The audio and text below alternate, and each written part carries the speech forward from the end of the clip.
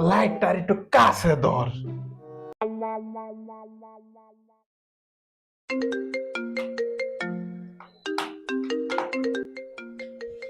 অনেকক্ষণ ধরে দেখতাছি তোর মোবাইলে খালি কল আইতাছে।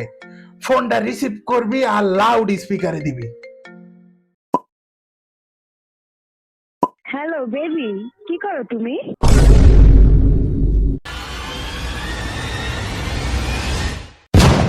ক তুই এই মাইয়াটা কাড়া। কিন্তু মোবাইলটা তো তোমার। মা! পোলারে তো 50 টাকা দিয়ে বাগায় দিলাম, কিন্তু মাইয়াটা কাড়া এটাই তো চিনলাম না।